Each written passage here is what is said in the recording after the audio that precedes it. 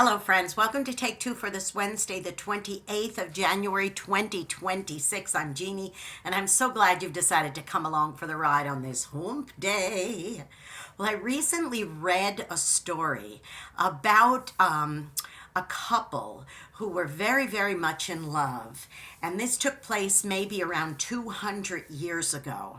And this couple came from two different walks of life. They actually came in two different classes, if you will. Now, I know that's not really an issue these days, but hundreds of years ago, it really truly was. And they didn't live in America. This was in another country on the other side of the world. And in this country, it was very, very separated, the classes. You would have, say, poverty and you'd have wealth, or you'd have different ethnicities and that sort of thing. And never the twain shall meet. Everybody had to keep with their own people, if you will.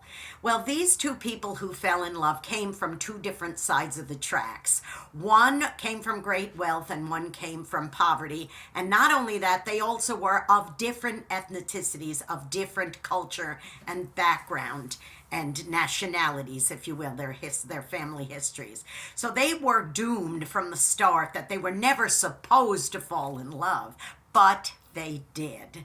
Well, their whole entire romance had to be kept a secret the entire time, because the one who came from the family of wealth also came from a family of great political power in the country that they lived in. And if a word were to get out that these kinds of things were going on, it could have been absolutely disastrous, and many people could have even suffered from it, finding out that the child of a family member of great importance was involved with someone that they weren't supposed to be involved with. Well, in the duration of their secret romance, which nobody ever knew about except the two of them, in that duration, he used to write beautiful love poems to her. I mean, they were absolutely beautiful, and they made her heart sing. And she kept all of these poems. He wrote many, many of them over the years. And the sad part about it is she could never, ever share any of these with anybody. They were for her eyes, her ears, and her heart only.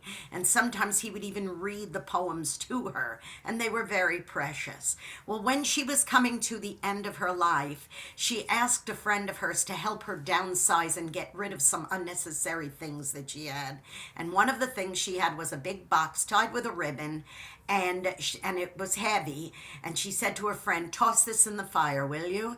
So her friend tossed it in the fire, and as it burned, she realized it was papers. She said, "What is that?" She says, "Oh, they're just some very special letters from someone I knew a long time ago."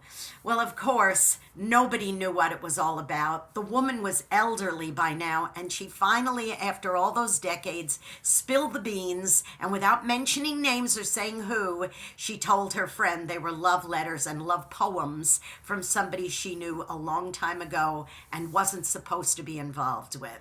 You know, sometimes there's things that are in our lives that are so wonderful, we just want to tell the world about it.